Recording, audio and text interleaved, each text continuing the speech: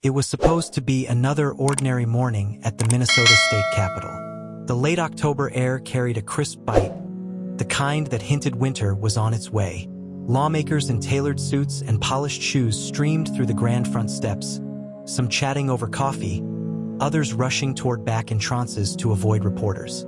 The media vans were already parked along Cedar Street, their satellite dishes pointed skyward, ready to broadcast the day's political drama. At 8:17 a.m., the rotunda echoed with hurried footsteps and the muted hum of conversation. Security officers scanned badges and bags with the practiced calm of people who had done it 1,000 times before. To an outsider, it looked like nothing could disturb the steady rhythm of democracy at work. But in the crowd that morning was a man who had been planning something for months, years, even. His face was unremarkable, his clothing forgettable. Jeans, a gray hoodie, and a baseball cap pulled low. He could have been a staffer, a reporter, or even a lost tourist. That was the point. He wanted to blend in until the exact second he decided not to. For those who would later investigate him, this man's story began long before the day of the attack. It began in the shadows of the internet, in anonymous forums, private chat rooms, and encrypted apps where his obsession with Minnesota's political leaders had festered into something far more dangerous. But for the people inside the Capitol that morning, the danger was invisible, until it wasn't. The first sign something was wrong. Security footage later showed that the suspect, identified as 34-year-old Caleb Morgan, had entered the building through the public entrance at 8:14 a.m. He passed through the metal detector without setting off alarms, because there was nothing metal to detect. His weapon of choice wasn't a gun, at least not at first. It was a small, flat device tucked inside his laptop case, disguised as an external hard drive. That device, as forensic experts would later reveal, was a custom-built signal jammer capable of knocking out cell towers within a 200-foot radius. Caleb had designed it himself after months of reading engineering forums and trading parts through anonymous online sellers. The plan was simple: cut communication before making his move. At 8:19 a.m., lawmakers on the third floor began noticing that their phones had lost service. Text messages failed to send. Live broadcasts from reporters froze mid-frame. Security radios crackled and fell silent. And in the seconds it took for staff to realize something was wrong, Caleb was already moving toward his target. The primary target was State Senator Rebecca Lawson, a two-term lawmaker known for her work on cybercrime legislation. Just 6 months earlier, she had sponsored a bill that imposed stricter penalties on individuals convicted of cyberstalking public officials. The bill passed with bipartisan support, but it also painted a bright red target on her back for extremists who thrived in the anonymity of the digital world. Unbeknownst to Senator Lawson, Caleb had been cyberstalking her for over a year. He knew her public schedule better than her own staff. He had tracked her social media posts, triangulated her location from tagged photos, and even intercepted emails sent to her public office account. Every time she spoke about the dangers of technology-enabled crimes, he took it personally, as though she were speaking directly to him. The moment the crowd realized. At 8:21 a.m., Senator Lawson stepped into the hallway outside the Judiciary Committee chamber. She was smiling politely as a group of schoolchildren passed by on a guided tour. Caleb waited until the group had moved on before approaching from the opposite end of the hallway. Witnesses would later describe what happened next in fragments. The sudden shouts from security officers, the senator's startled gasp, the blur of movement as Caleb lunged forward. But what made the attack chilling wasn't just its violence. It was how calculated every step had been. Caleb didn't shout slogans or make demands. He moved with cold precision, like a man executing a plan he had rehearsed countless times. Chaos inside the Capitol. The moment the first screams echoed through the marble corridors, panic erupted. People ran in every direction, unsure where the danger was coming from. Reporters abandoned their equipment. Staffers ducked into offices and locked the doors. The security team scrambled to contain the scene, but without working radios or cell service, coordination was slow and chaotic. The attack lasted just under 2 minutes, but in that time, the Capitol transformed from a symbol of political stability into a place of fear. Senator Lawson was injured but alive, shielded by a security officer who took the brunt of the attack. Caleb was subdued only after 2 additional officers tackled him to the ground. The aftermath that morning. By 8:25 a.m., the Capitol was on lockdown. Local police swarmed the building, and within an hour, the FBI's cybercrime division had arrived. The suspect's laptop, phone, and storage devices were seized on the spot. Initial searches revealed folders containing detailed profiles of multiple lawmakers, complete with home addresses, family photos, and daily routines. The story spread fast. By midday, Minnesota State Capitol attack was trending nationwide. News anchors described it as a chilling collision between online threats and real-world violence, while political commentators debated whether enough was being done to protect public officials from cyberstalking. But for investigators, the real shock was still ahead. Caleb Morgan hadn't just acted alone. The evidence hinted at a far larger, coordinated network, one that thrived in the dark recesses of the internet, far from the reach of traditional law enforcement. The hook for what comes next. In the hours following the attack, one question haunted everyone from the Capitol staff to the FBI agents combing through Caleb's digital trail. How could someone monitor, plan, and execute an assassination attempt under the noses of both security and the law? The answer lay in the vast, hidden infrastructure of the internet, a place where anonymity could be weaponized, where technology wasn't just a tool for communication but a weapon for control. And as investigators would soon discover, Caleb's online activities were only the tip of the iceberg, because somewhere in an encrypted chat room miles away from the Capitol, someone else had been watching that morning too. And they weren't finished. Before Caleb Morgan became the man whose name would dominate Minnesota headlines for weeks, he was just another face in the crowd, quiet, unassuming, and almost forgettable. Neighbors described him as polite but distant. The cashier at the corner store said he always paid in cash and never lingered. Former classmates remembered him as the kind of student who sat in the back of the room, doodling in his notebook instead of making friends. On the surface, nothing about Caleb screamed danger. But that was precisely why no one saw him coming. The digital mask. Caleb's real life might have been a string of quiet, uneventful days. But online, he was someone else entirely. Behind a carefully constructed wall of usernames, avatars, and encrypted accounts, he operated under multiple aliases. Each identity had its own personality, political stance, and follower base, all designed to infiltrate certain corners of the internet without raising suspicion. On one platform, he posed as a frustrated activist calling for government accountability. On another, he masqueraded as a tech-savvy whistleblower, leaking real and often fabricated documents to stir outrage. In fringe political forums, he was more direct, openly calling for action against what he labeled corrupt officials. Senator Rebecca Lawson was a recurring name in his posts. He didn't just criticize her policies, he dissected her every move. He reposted her speeches with inflammatory captions, encouraged harassment on her social media, and even dug into her family's public profiles to share photos of her children with veiled threats. To the casual observer, it was just another angry voice online. But for Caleb, this wasn't casual. This was the beginning of an obsession, the escalation from words to watch lists.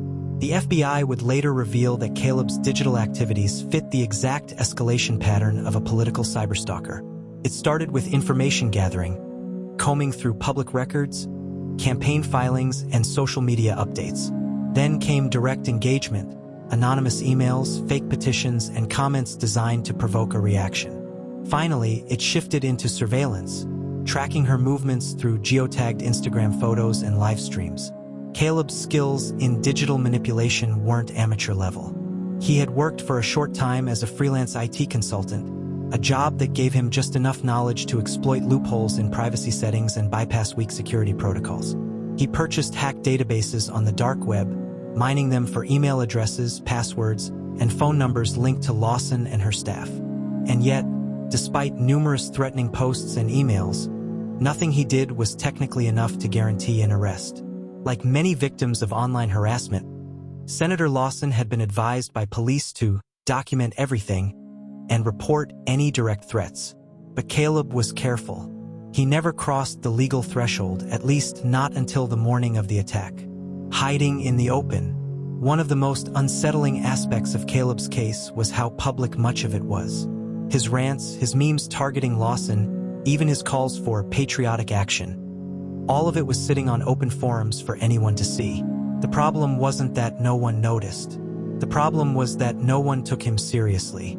People like him post garbage online all the time, one investigator later said. The internet is full of noise. The challenge is figuring out who's just talking and who's actually going to act. Caleb took advantage of that noise. He embedded himself in online communities where violent rhetoric was normalized, where anyone questioning it was dismissed as soft or uninformed. Inside these echo chambers, his extremist views weren't radical, they were mainstream. The turning point, the final push toward violence came in the form of a political victory, one that Caleb saw as a direct attack on his freedom. When Lawson's cyberstalking bill passed, it wasn't just another headline to him. It was personal.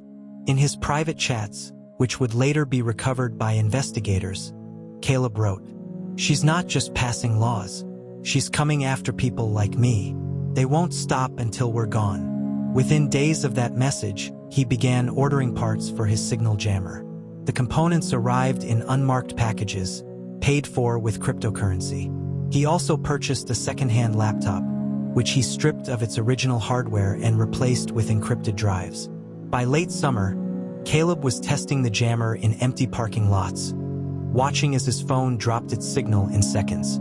He knew it worked, and with that, his plan moved from the digital world into the physical one. Why no one stopped him? Hindsight is brutal in cases like this. After the attack, questions poured in from the public. Why wasn't he flagged sooner? How could someone so openly hostile toward a public figure slip through every net? The uncomfortable truth was that Caleb understood the limits of the law better than most. He knew that making vague, generalized threats without specifying time, place, or method kept him in a legal gray area. He knew that by using burner accounts and VPNs, his messages would be difficult to trace back to him. He knew law enforcement's resources for monitoring online harassment cases were already stretched thin. Most importantly, he knew that public officials receive so many threats that one more in the pile might not trigger an immediate response. The calm before the storm. By early October, Caleb's digital activity slowed. He stopped posting on forums, stopped sending emails, even stopped engaging with political debates. To the online world, it seemed like he'd vanished. In reality, he was preparing. He spent his days mapping the Capitol building using floor plans available on public websites. He noted security checkpoints, escape routes, and camera placements. He tested the jammer's range one final time from his car outside a government office. On the night before the attack, he didn't post a manifesto or leave a goodbye message. He simply logged out of every account, wiped his devices, and set his alarm for 6 a.m. By morning, Caleb Morgan was on his way to the Minnesota State Capitol. Not as a cyberstalker hiding behind a screen, but as a predator stepping into the real world. Don't forget to like, comment, and subscribe. Hit the notification bell. In the hours after Caleb Morgan's arrest, the Minnesota State Capitol was still on lockdown. Yellow police tape sealed off hallways, armed officers stood guard at every entrance, and inside the rotunda, evidence markers dotted the marble floor like scattered chess pieces. But the real investigation wasn't happening inside the building. It was unfolding miles away, in a secure FBI cybercrime lab where agents were already tearing into Caleb's digital life, one encrypted byte at a time. The first digital clues. Caleb's arrest yielded 3 key items: a modified laptop with no manufacturer logo and custom-installed solid-state drives, a prepaid smartphone with no contacts, messages, or browsing history, 2 encrypted USB drives disguised as everyday keychains. At first glance, it seemed Caleb had done everything right to hide his online footprint. His devices were locked with advanced encryption, his accounts protected by multi-layered security, and his browsing routed through VPN chains that bounced across multiple countries. But investigators knew that no digital mask is perfect. Somewhere in the mountain of data Caleb had tried to erase, there had to be a crack. The hidden partition. That crack came courtesy of an old habit. On one of Caleb's drives, a forensic analyst noticed a hidden partition, a section of storage invisible to the average user. Inside, it was a compressed folder labeled PR files. When agents opened it, they found hundreds of text documents, screenshots, and audio recordings. Many were detailed surveillance logs of Senator Lawson, notes on her speeches, meetings, and appearances, photographs of her home taken from a distance, screenshots of her social media activity with timestamps. And then there was the most chilling file of all, a spreadsheet titled Targets_2025 XLSX. Lawson's name was at the top, but she wasn't alone. The list included 4 other state lawmakers, each marked with their home address, family members, and vulnerability score, the chat room that planned violence. Digging deeper, agents uncovered a link between Caleb and an encrypted group chat hosted on a little-known messaging platform favored by extremist communities. The group's name was short and vague, Liberty Forum.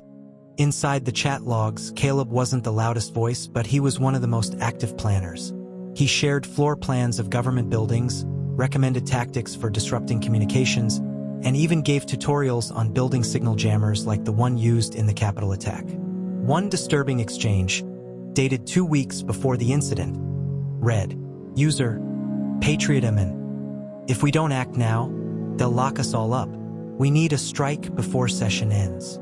User, Morgan. Then we hit them where it hurts. Live on camera. Cut their comms first. No calls for help." It was enough to transform the case from a lone wolf attack into a potential conspiracy. The digital forensics race.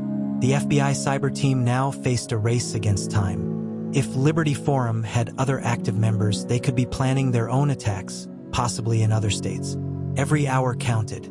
To trace the group's activity, agents used a mix of old-school investigative pressure and high-tech tactics. Metadata analysis of Caleb's saved files to identify time zones and potential co-conspirators. IP tracing that followed Caleb's VPN trail through overseas servers until it hit a weak point. A misconfigured relay in Estonia. Subpoenas to tech companies for login histories and payment records linked to the burner accounts.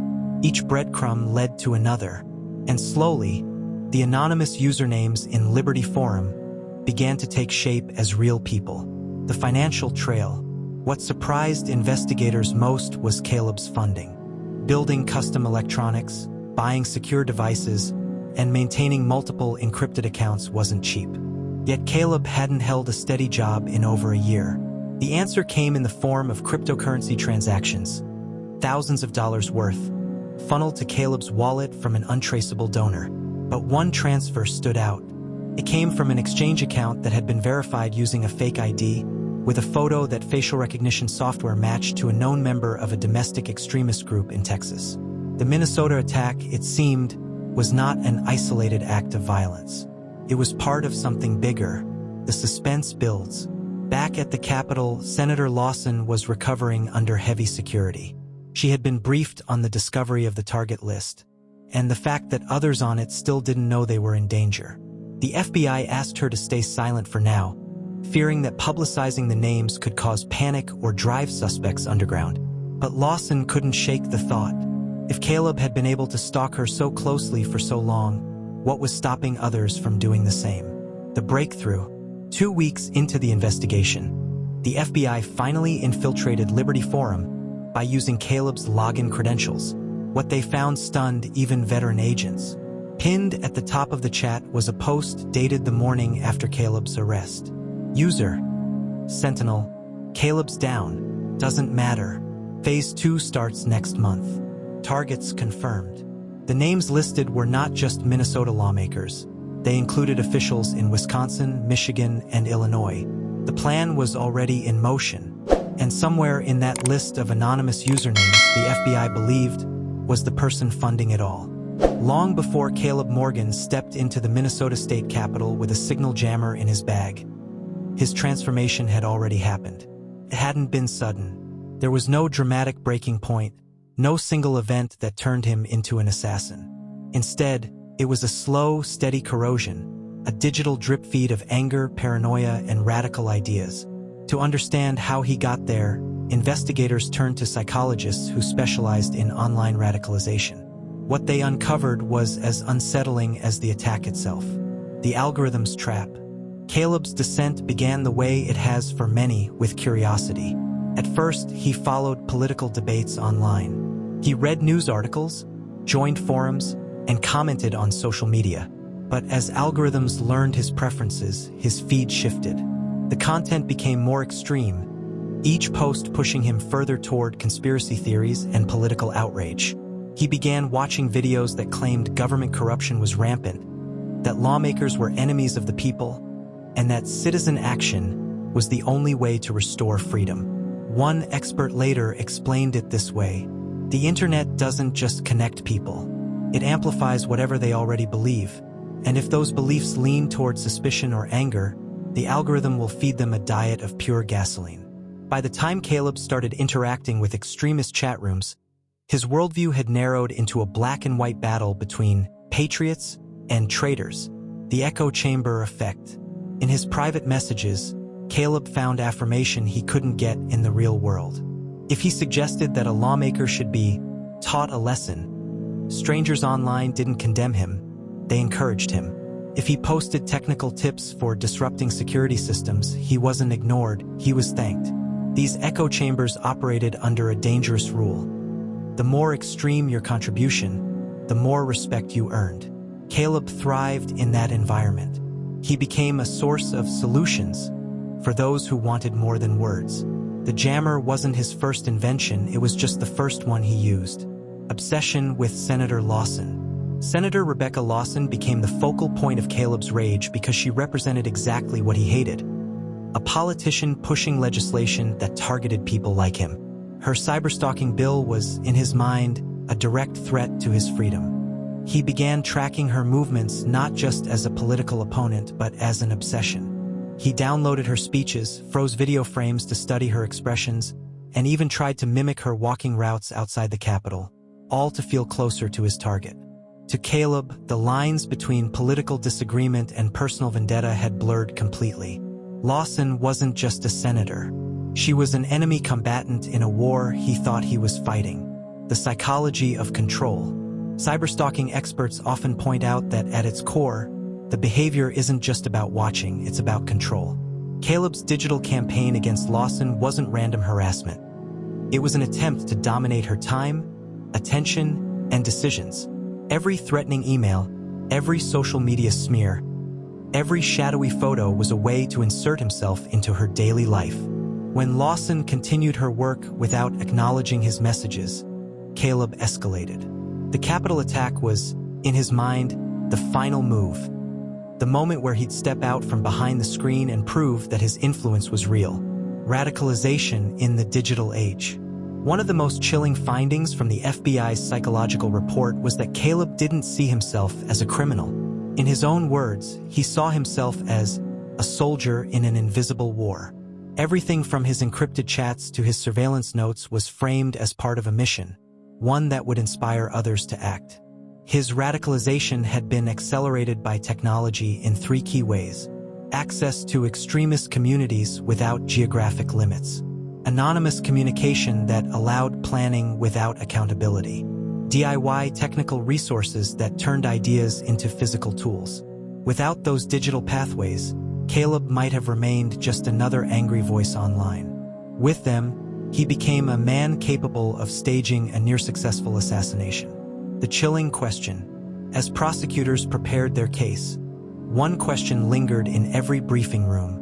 If Caleb could be turned from an anonymous internet user into a would-be political assassin in less than 3 years, how many others were on the same path right now?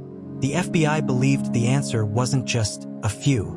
Their infiltration of Liberty Forum had already revealed others talking about Phase 2. Some were in Minnesota, some weren't.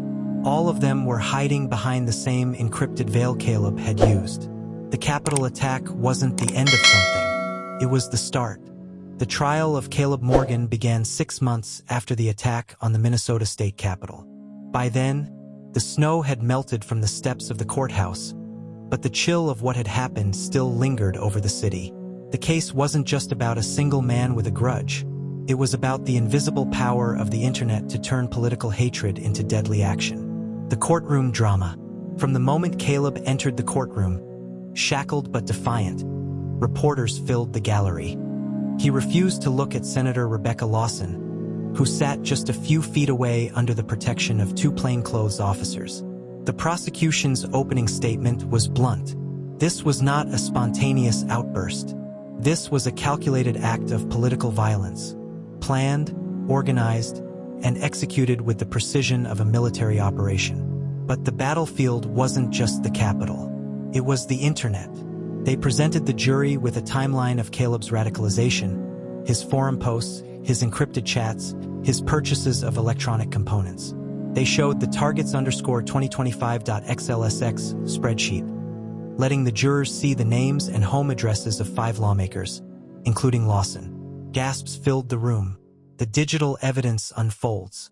The FBI's cybercrime experts took the stand, explaining how they had cracked Caleb's encryption, infiltrated the Liberty Forum chat room, and traced his cryptocurrency funding back to extremist networks. Jurors saw side-by-side comparisons of Caleb's anonymous usernames and his real-world behavior, the same spelling quirks in forum posts and personal emails, identical timestamps between chat room messages and the times he was caught on surveillance video near the Capitol, photographs from his hidden partition that matched camera angles taken during the attack. It was a mountain of digital evidence, and it told a story far more disturbing than anyone had imagined. The defense strategy. Caleb's lawyers didn't deny he was in the Capitol that morning.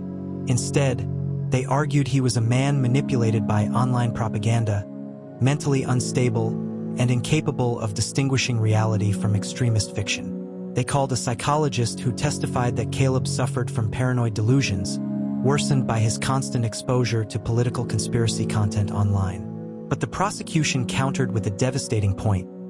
Caleb's meticulous planning showed he knew exactly what he was doing, and that he had taken deliberate steps to avoid getting caught.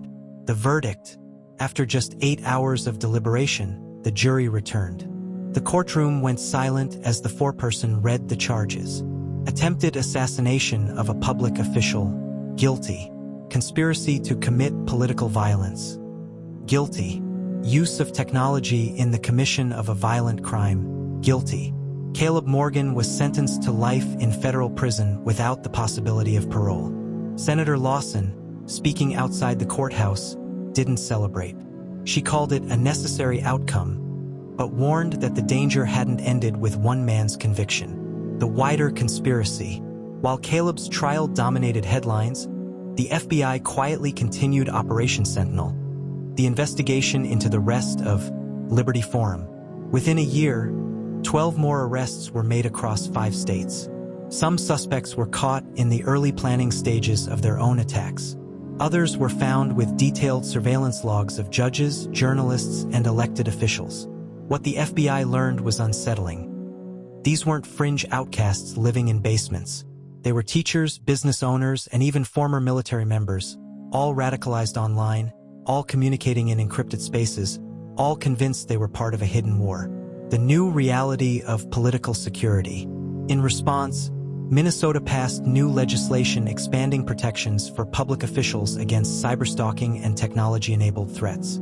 It increased penalties for those using encryption or signal disruption in the commission of a crime, and gave law enforcement broader authority to monitor digital spaces linked to extremist activity. But privacy advocates warned the laws could also be used to surveil innocent citizens.